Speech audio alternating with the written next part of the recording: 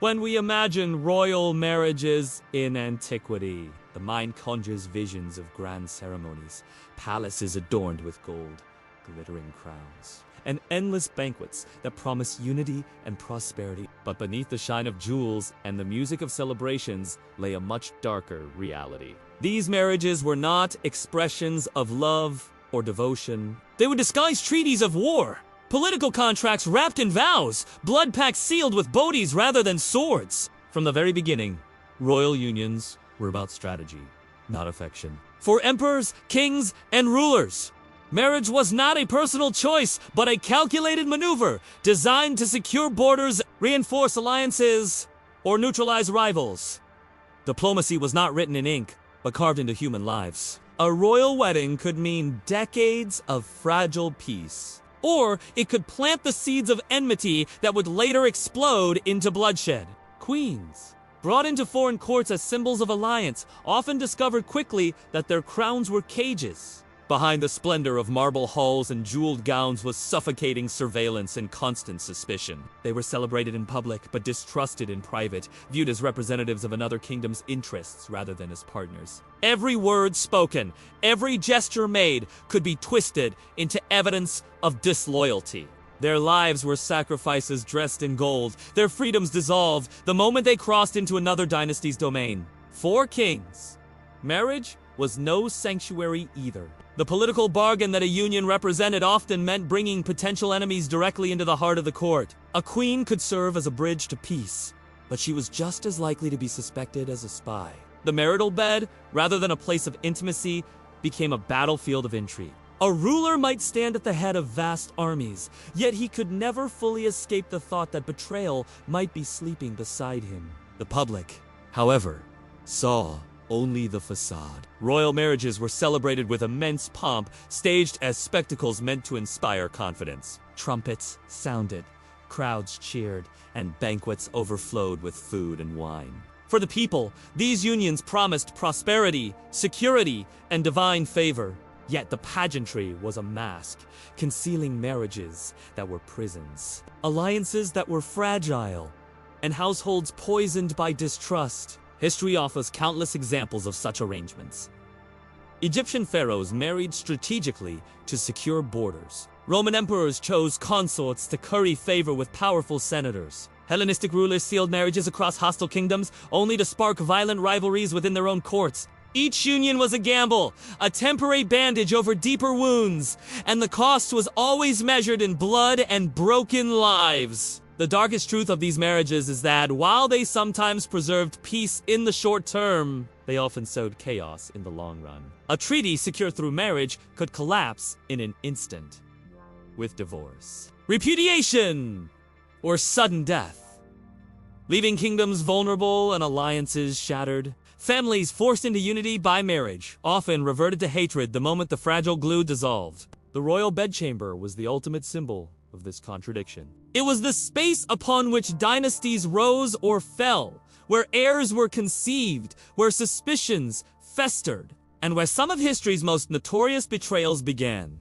Marriage, intended to be the cornerstone of stability, was instead the spark that ignited dynastic collapse. Royal unions were not stories of love, but acts of sacrifice disguised as celebrations. Every queen who crossed into foreign lands bore the weight of representing peace while living under chains of mistrust. Every king who entered such unions knew he was opening his palace to foreign interests and potential betrayal. The palaces might gleam like temples of glory, but inside, they were arenas of ceaseless struggle. To call these marriages alliances is to underestimate their brutality. They were blood contracts. Agreements in which personal happiness held no value, intimacy was a bargaining chip, and every kiss given in public hid a dagger waiting behind the curtain. This is the cruelest truth about royal marriages in antiquity. What the world celebrated as fairy tales were, in reality, tragedies meticulously constructed to uphold power. If royal marriages were forged as political weapons, then forced unions were the iron chains that bound kingdoms together. Love was never a factor.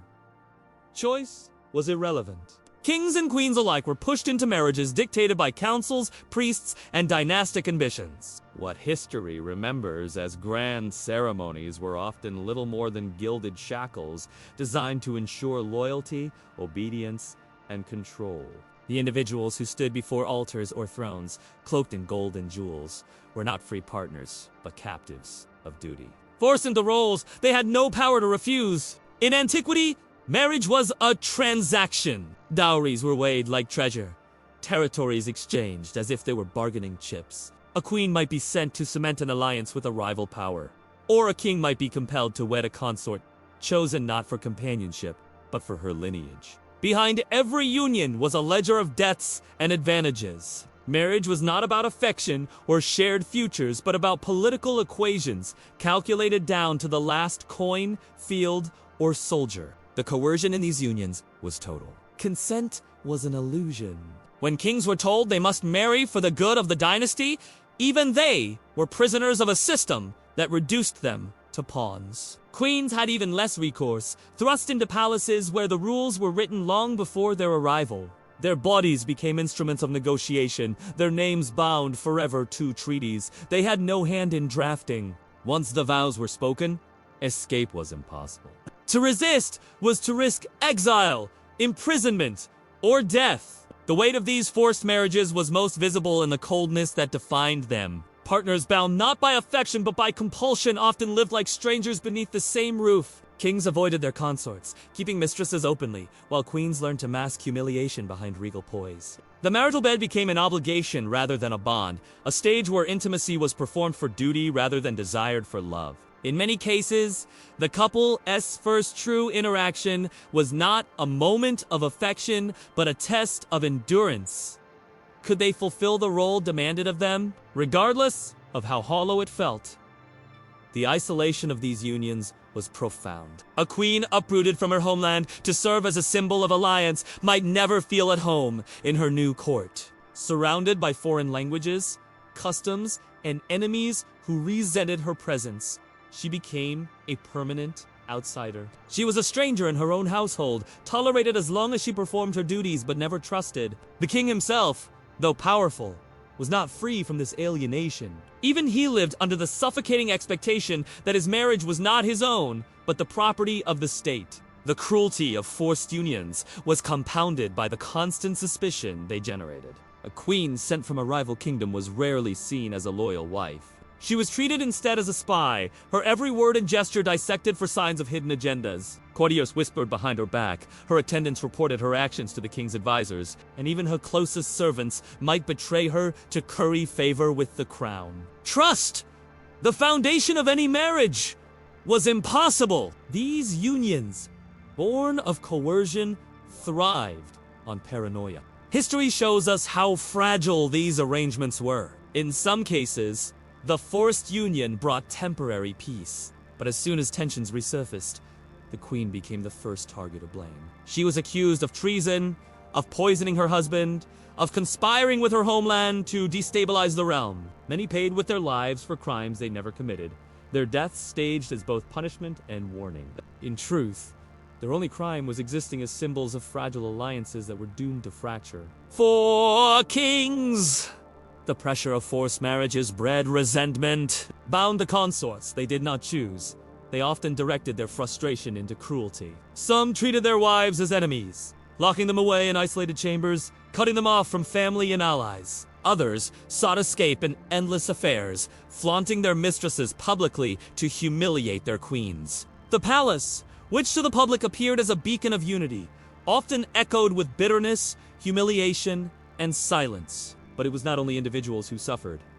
Entire kingdoms bore the consequences. A marriage meant to bind two dynasties together often did the opposite, intensifying mistrust and sowing seeds of conflict. If a queen was accused of betrayal, her homeland could be dragged into war. If a king rejected his consort, the slight could ignite a feud between powerful houses. Forced unions, far from securing peace, frequently destabilized the very realms they were meant to protect. The most terrifying element of these marriages was how normalized they became. No one questioned the morality of compelling kings and queens into lives of duty without choice. It was tradition, written into the very fabric of dynastic politics. A sovereign who resisted was considered reckless, endangering the realm. A consort who protested was branded disloyal, unworthy of her station. The system devoured individuality, crushing it beneath the weight of obligation and ambition. Inside the palaces, the human cost of this system was hidden, but it was always present. Queens wept in silence, far from the eyes of the crowds who celebrated their weddings. Kings, despite their outward power, carried chains no less heavy for being gilded. Both played roles they did not choose, performing for a public that believed in the illusion of unity and grandeur. The truth that these unions were prisons masquerading as celebrations remained buried beneath layers of ceremony and spectacle. Even when forced marriages produced heirs, the cycle of coercion only deepened. Those heirs became pawns in the same machinery of power. Their futures predetermined by treaties and alliances, their lives mapped out long before they could imagine freedom. Generations were consumed by the same relentless logic.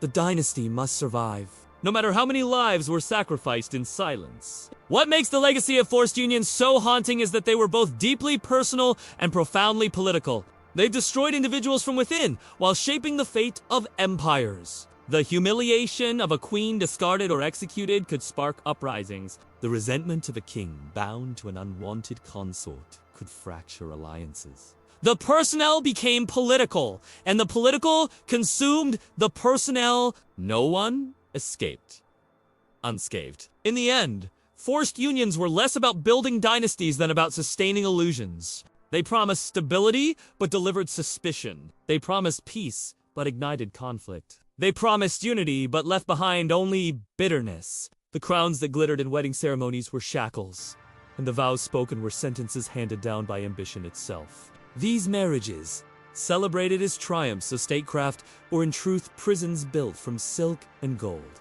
cages in which kings and queens suffered silently, while empires gambled on their lives. Among the darkest obsessions of royal marriages in antiquity was the fixation on so-called purity of blood. Two kings and queens who believed their authority to be divine or eternal. The throne was not simply a seat of power, but a sacred inheritance. To keep that inheritance untouched, they turned inward, marrying not for alliance with others, but within their own families. Brothers and sisters were joined as husband and wife. Cousins were bound together in ceremonial unions. In some cases, nieces and nephews were compelled to wed their aunts or uncles, all under the claim that such marriages preserved a bloodline untainted by outsiders. The rhetoric surrounding these marriages cloaked them in sanctity. Priests proclaimed that by marrying within the dynasty, rulers mirrored the gods themselves. Deities, who in countless mythologies were depicted as siblings or close kin. Marriage within the family, therefore, was not framed as grotesque, but as divine, as though to blur the line between mortal and God. The royal family became both temple and tomb, elevating its members to the status of sacred beings, while simultaneously condemning them to genetic decline and psychological torment. Nowhere was this more evident than in ancient Egypt. Pharaohs claimed descent from the gods, and to dilute that lineage with foreign blood was considered a betrayal of their divine status. Dynasties such as the Ptolemies institutionalized incestuous unions for centuries. Cleopatra VII, remembered as one of history's most captivating rulers, was married to two of her brothers in succession. These unions were not rooted in affection but in survival. Survival of a dynasty obsessed with appearing untouched by outside influence. Yet the cost of this obsession was staggering. Rivalries escalated into blood feuds, and the intimate became indistinguishable from the political. These marriages did not create harmony, but hostility.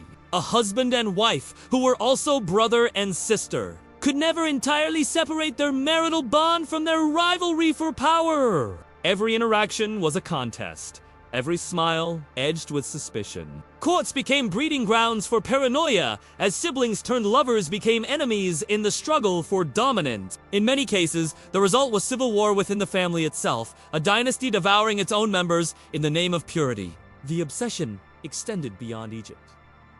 In Mesopotamia, cousin marriages were arranged to keep land and authority consolidated within elite houses. In Persia, Royal siblings were sometimes wed to replicate the sacred marriages of earlier kings. Centuries later in Europe, dynasties such as the Habsburgs followed similar patterns, clinging to the belief that keeping wealth and influence within the family was worth the physical and psychological decline it caused. From the Nile to the Danube, the same logic echoed.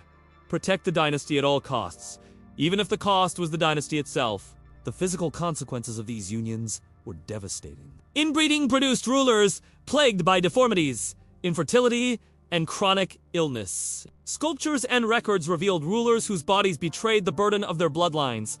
Jaws elongated unnaturally, limbs weakened, and features distorted. Beyond the physical, there were signs of mental instability, paranoia, cruelty, and erratic decisions that shaped entire reigns. Many rulers remembered as tyrants may well have been victims of hereditary decline. Their cruelty, not entirely chosen, but bred into them by generations of incestuous unions. The throne, gilded and majestic, often concealed fragility.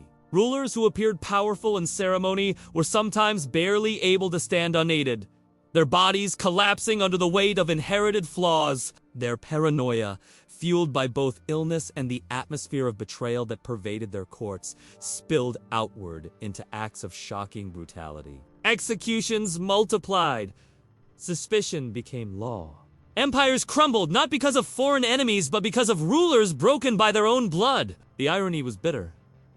In their attempt to preserve strength, dynasties cultivated weakness. In their desire for divine purity, they created mortal fragility. In their quest for eternity, they hastened their own decline. The very unions designed to keep the line unbroken became the instruments of its destruction. The psychological consequences were equally severe. Marriage, already a prison when dictated by politics, became even more suffocating when it blurred the boundaries of family. Siblings, cousins, and kin were forced into roles that shattered their personal identities. Love was redefined as obligation, intimacy twisted into duty. A queen might share her throne with a man who was also her rival for inheritance. A king might lie beside a woman who was both his consort and his competitor. The marital bed was no longer simply political. It was grotesquely symbolic of the collapse of all natural boundaries. Paranoia thrived in this environment. If bloodlines were to remain pure, then any outside influence became an existential threat. A foreign alliance through marriage was not merely unwelcome, but considered dangerous, almost treason. Queens suspected of sympathies beyond the dynasty were accused of betrayal, sometimes executed on fabricated charges. Kings who appeared too enamored with outsiders risked destabilizing their entire realm. The dynasty, obsessed with self-preservation, bred distrust of everyone and everything beyond itself. Even within the dynasty, loyalty was tenuous. A brother husband might order the death of his sister wife to claim the throne for himself. A cousin might conspire to eliminate his royal spouse in order to seize greater power. Incestuous unions, far from creating unity, often created convenient excuses for bloodshed. Assassinations and poisonings were common outcomes of these marriages, proving that the attempt to fuse family and marriage only deepened the fractures within both. For the people who watched these practices unfold, the spectacle was both awe-inspiring and unsettling. They were told to believe their rulers were sacred, touched by gods, and elevated above mortal morality. Yet the evidence of decline was plain to see. Rulers who stumbled in public ceremonies, whose speech slurred, whose temper erupted into violence. These were not signs of divinity, but of decay. Whispers circulated through markets and temples, tales of cursed lineages and rulers whose bodies were as corrupted as their ambitions. And yet, the system persisted. The illusion of purity was too powerful, too ingrained in the mythology of dynastic rule. To break with it would have been to admit that power was fragile, that blood was not sacred, that empires were not eternal. And so the unions continued, generation after generation, until the weight of accumulated weakness brought entire houses to collapse. The legacy of these blood-obsessed marriages is written in the ruins of empires. Dynasties that sought to secure themselves for eternity instead ensured their own downfall. The physical and psychological decline of rulers eroded the stability of states. Succession crises multiplied as heirs proved too frail or unstable to rule. Civil wars erupted when rivals exploited the vulnerabilities created by hereditary weakness. In the end, The dynasties destroyed themselves long before their enemies could. What remains most haunting about this chapter of royal history is its contradiction. Rulers with immense power, who commanded armies, raised monuments, and claimed divine sanction, were undone not by foreign foes, but by their own fear of contamination. Their solution to that fear was to look inward, binding themselves tighter and tighter until the noose of their own bloodlines choked them. They claimed to preserve their thrones forever, but instead, they built monuments to fragility. Reminders that power without humanity collapses in on itself. The obsession with purity was never about strength. It was about control. It was about fear. And in the end, it destroyed those who clung to it most desperately. The crowns they wore glittered brightly, but beneath them lay skulls marked by decline, and behind their thrones loomed the shadow of dynasties destined to crumble. If the palace was a fortress of power, then the royal bedchamber was its most dangerous battlefield. Within its silken walls, marriage, a union celebrated with golden vows, became a theater of betrayal, poison, and assassination. To the public, royal weddings were spectacles of unity, lavish displays meant to symbolize peace and prosperity. But behind closed doors, the intimacy of marriage was corrupted by suspicion. Husbands and wives, bound in alliances forged for politics rather than love, often regarded each other less as partners than as potential executioners. Poison was the weapon most feared, and for good reason. Unlike swords or daggers, poison carried no warning. It required no army, no open conflict, only a single trusted hand offering food or wine. The banquet table, meant to signify abundance and celebration, became the stage for some of history's most silent murders. Queens accused of infidelity, consorts seen as inconvenient, and rivals for influence at court all met their ends through carefully prepared goblets. Death by poison was discreet, hazily explained away as illness, and it left no trail but suspicion. The fear of poison shaped every royal meal. Kings demanded that servants taste their dishes before they would touch them. Some waited long hours to see if those tasters survived before daring a single bite. Queens, too, lived in constant suspicion. They watched every cup offered to them, scrutinized every piece of fruit, and often refused food altogether, unless it came from hands they trusted absolutely. In courts where trust was already scarce, dining itself became a ritual of terror. But when poison failed, or when death was required swiftly, the dagger was never far from reach. Royal marriages, meant to secure dynastic strength, often ended in bloodshed within the very chambers that was supposed to represent unity. Husbands executed wives on accusations of disloyalty, sometimes publicly, sometimes in the secrecy of their rooms. Wives, no less cunning, orchestrated the downfall of their husbands, arranging assassins to strike in the dead of night or during moments of vulnerability. The very act of sharing a bed, of lying side by side, was laced with dread. The manipulation of marriage into a weapon of murder extended beyond personal vengeance. These killings were rarely only about jealousy or betrayal. They were about power. A spouse eliminated was one less rival, one less threat to influence, one less obstacle to control. Queens who plotted their husbands' deaths did so to claim regency, to install allies into positions of power, or to free themselves from tyranny. Kings who executed their wives often did so to erase alliances that no longer served them, or to pave the way for new political unions. In every case, the marriage bed became the chessboard upon which dynasties played their deadliest games. Suspicion poisoned not only meals, but entire relationships. Paranoia consumed rulers who saw treachery in every gesture, who suspected betrayal in every smile. Some kings withdrew entirely from their queens, surrounding themselves with guards even in their most private moments. They slept with weapons within reach, convinced that danger lay not in armies beyond the palace walls, but in the figure resting beside them. Queens, equally distrustful, kept their own networks of spies within the court, ensuring that their husbands' every move was monitored. Marriage, already a cage forged by politics, became a crucible of fear. The pattern was tragically predictable. A king, convinced of his queen's betrayal, accused her of treason. Whether or not evidence existed was irrelevant. Suspicion itself was enough to condemn. Many queens met executioners, not because of crimes committed, but because of rumors whispered in corridors. A queen, trapped in a marriage she never chose, might see no escape but betrayal.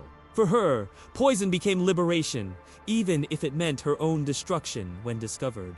In both directions, the marriage bed consumed its occupants in cycles of distrust and violence. These betrayals were not private affairs. When a queen was executed for alleged treachery, her death reverberated beyond the palace. Her homeland, bound by the marriage alliance, might view the execution as an insult or provocation, sparking conflict or war. When a king was assassinated by his queen or her allies, the entire kingdom could fracture in civil strife as rival factions scrambled to fill the void. What began as whispers in the bedchamber often ended in blood on the battlefield. The normalization of betrayal within marriage left its mark on entire courts. Servants became spies, confidants became conspirators, and every attendant carried the potential to be bribed or coerced. Trust was so thoroughly eroded that even the most private spaces of the palace felt like stages for surveillance. A jest made at the wrong time, a look misinterpreted, could feed suspicions that ended with a body hanging or a cup laced with venom. Living in such an environment, kings and queens learned to mask every thought, smile, and word, knowing that even affection could be weaponized against them. It is tempting to romanticize these stories as tales of intrigue, of clever queens and ruthless kings maneuvering for power. Yet stripped of their myth, they reveal something far darker: the destruction of intimacy itself. A marriage that should have been a partnership became instead an arena where survival demanded vigilance. The very bond that symbolized unity was hollowed out, leaving behind only calculation, fear, and, eventually, death.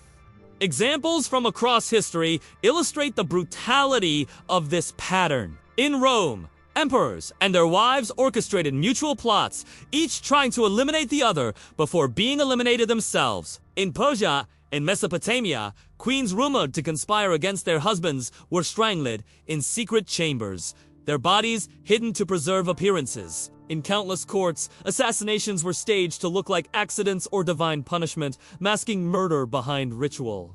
The details varied, but the theme was constant.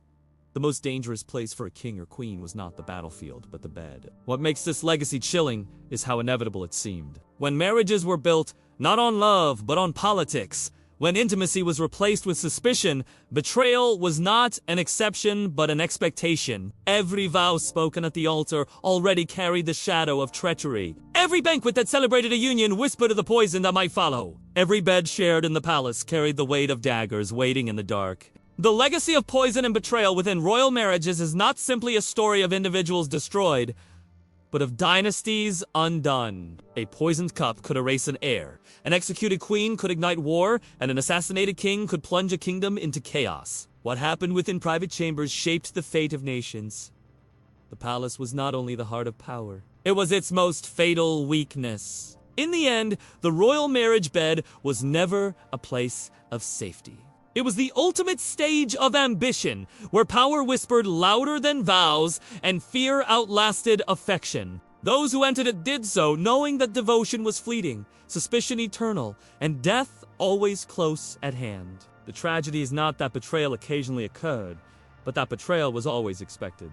For kings and queens alike, the greatest danger they ever faced was not from the armies beyond their walls, but from the person lying beside them. Queens are often remembered as radiant figures, crowned in gold, adorned with jewels, seated beside kings as symbols of majesty and continuity. Yet behind the spectacle of power lay a darker truth.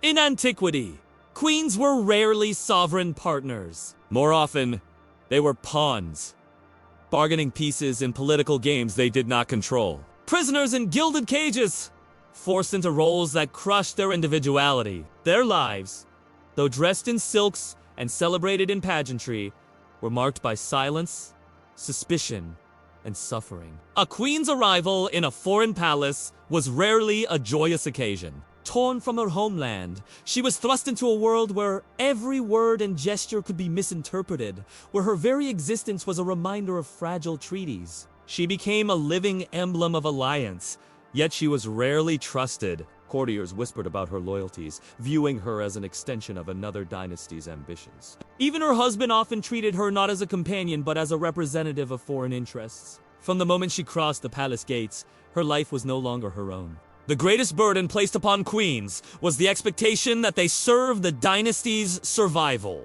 Their worth was not measured by wisdom, counsel, or leadership, but by their ability to embody loyalty and maintain the image of stability. Their presence was supposed to soothe tensions between rival powers, but in reality, it often magnified them. A queen might be celebrated publicly as the jewel of the throne, yet privately she lived under constant surveillance, her attendants reporting her every move, her chambers filled with spies disguised as servants. The palace was not her sanctuary. It was her prison. Isolation defined her existence. Even when surrounded by crowds during festivals or ceremonies, she was profoundly alone. Friendships within the court were dangerous. Any bond too strong could be seen as conspiracy. Confidants might betray her for favor or survival, and even trusted attendants could be coerced into carrying rumors. A queen had to master the art of silence, concealing her emotions behind an impenetrable mask of grace. To falter in composure was to risk humiliation, suspicion, or worse. The emotional cost of this role was devastating. Letters and fragments of testimony from later eras suggest that many queens lived lives of quiet despair. Enduring humiliation while presenting an image of dignity, they longed for affection, but received only duty. They craved companionship, but found only suspicion. They were exalted publicly, yet diminished privately, expected to represent the grandeur of the throne while suffering in silence behind closed doors. Worse still was the precariousness of their position. A queen who fell out of favor could be cast aside without mercy. If political winds shifted, if alliances changed, or if rumors spread of disloyalty, her downfall could be swift and brutal. Some were exiled to remote palaces, others confined to isolated chambers, stripped of influence and dignity. In many cases, queens accused of betrayal or simply deemed inconvenient were executed. Their deaths staged as justice, but in truth, little more than political expediency. The crown upon their heads was never a guarantee of safety.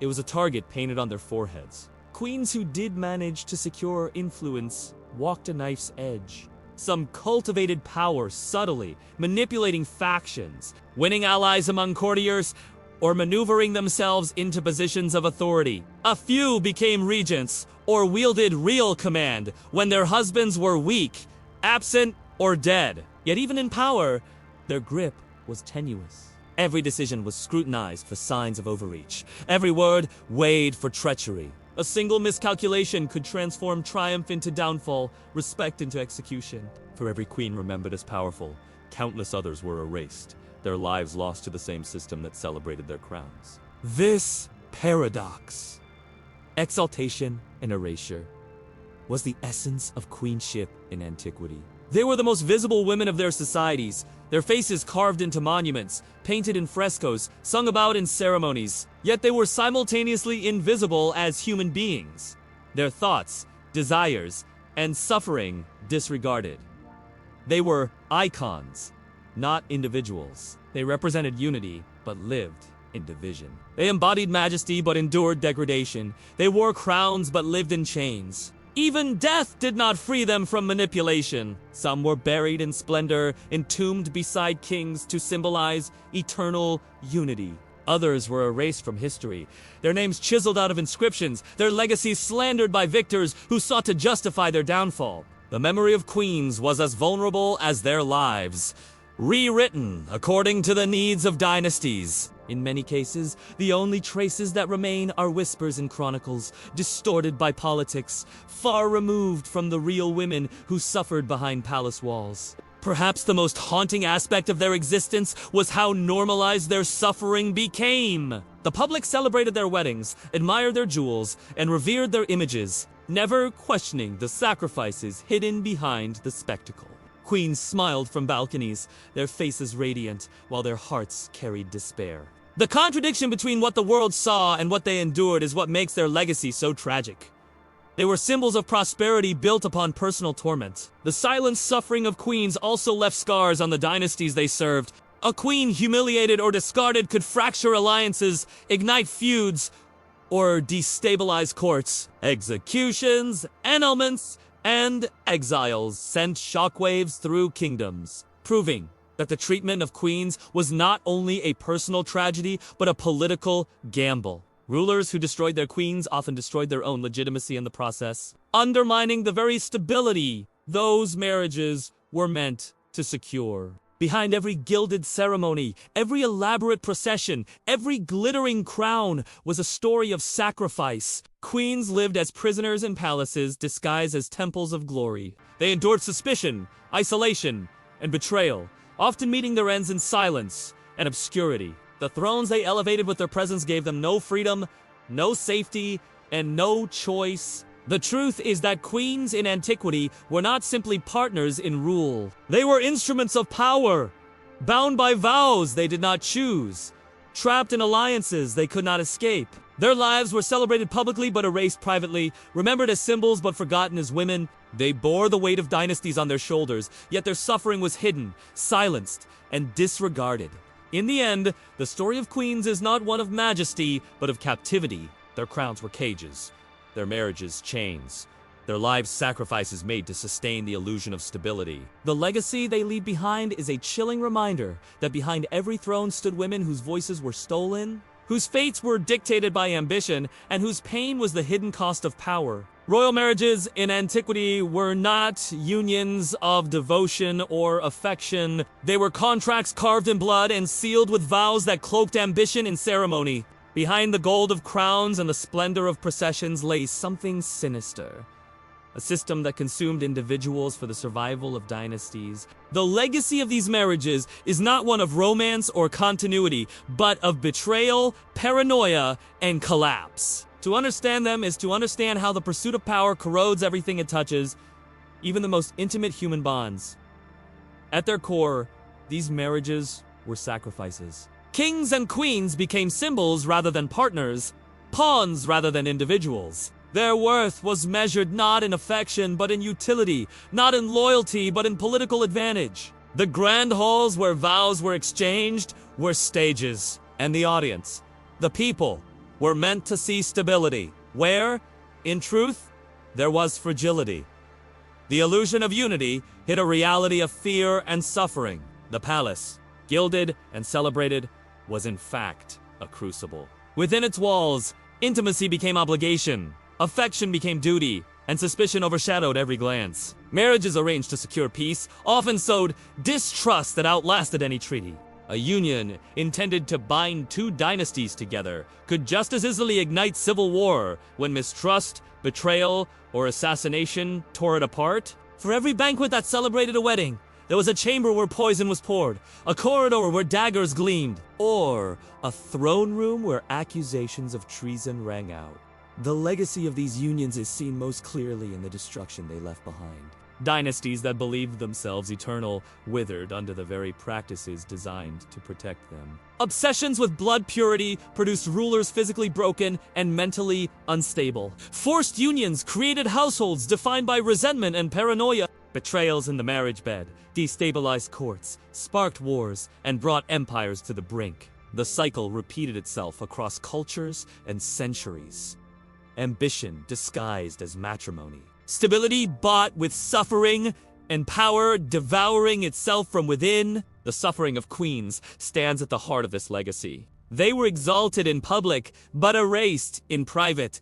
Their crowns symbols of glory, while their lives were chains of silence. Many endured humiliation, exile, or execution. Discarded when they no longer served the ambitions of their husbands or the dynasties they represented. Their humanity was forgotten in chronicles that celebrated kings and victories, their voices drowned in the noise of conquest. And yet, their silent suffering shaped history. For the treatment of queens often determined the stability or downfall of entire empires. Kings bore the weight of these poisoned unions. Though outwardly powerful, many were trapped by obligations they could not escape, chained to consorts chosen for them, tormented by suspicions that eroded trust and intimacy. The paranoia that haunted their marriages spread through their courts, breeding conspiracies that eventually consumed them. The thrum, heavy with jewels, was in truth a seat of isolation. Its occupant forever, haunted by the possibility the betrayal slept beside him. What makes this legacy most disturbing is not its violence, but its normalization. None of it was seen as exceptional. Poisoned chalices, assassinated spouses, discarded queens. These were not deviations from the system, but central to it. They were expected, woven into the fabric of royal politics. Marriage was less a bond between two people than a contract between states, and the human cost was accepted as inevitable. The suffering of individuals was dismissed as collateral damage in the endless pursuit of power. And yet, for all their cruelty, these unions achieved nothing eternal. The dynasties that sacrificed humanity for ambition eventually collapsed. Thrones once thought unshakable crumbled into dust, their palaces abandoned, their names whispered only in cautionary tales. The rulers who believed themselves divine were revealed as mortal, their bodies broken by disease, their lineages destroyed by betrayal, their legacies tainted by the blood of their own households. Power that sought eternity found only decay. The ruins left behind are not only physical but symbolic. They remind us that ambition without restraints is self-destructive, that stability purchased with cruelty is never truly stable. The grand monuments of antiquity. Temples, palaces, tombs may still stand, but they are haunted by the stories of those who suffered within them. Every carved inscription of a royal wedding, every fresco of a queen beside her king, carries with it a shadow. The truth that beneath the image of majesty lay a reality of fear and silence. What lingers most hauntingly from these unions is the corrosion of intimacy itself. Marriage, one of the most personal and sacred of bonds, was twisted into a weapon of it was stripped of love, stripped of trust, stripped of choice, until nothing remained but obligation. In that void, suspicion thrived, betrayal flourished, and suffering became inevitable. The most private of human experiences became the stage upon which the fate of kingdoms was decided and ruined. The story of royal marriages in antiquity is not one of fairy tales, but of tragedies. They remind us that power demands sacrifices it can never repay, that crowns shine brightness when they hide the greatest darkness. These marriages were not sanctuaries of devotion, but prisons of ambition. They preserved dynasties only to destroy them, built empires only to hasten their collapse, and celebrated unity while sowing division. In the end, what survives is the lesson they leave behind. That absolute power consumes not only nations, but the very people who wield it. That when intimacy is corrupted by politics, it ceases to be intimacy at all. And that the cost of crowns, no matter how radiant, is measured not in gold, but in the lives silenced, erased, and sacrificed to keep them gleaming. This is the true legacy of royal marriages in antiquity. Not tales of romance, but cautionary stories of ambition. They are reminders that beneath every crown lies a skull, beneath every vow, a dagger, and beneath every glittering celebration, a tragedy waiting to unfold.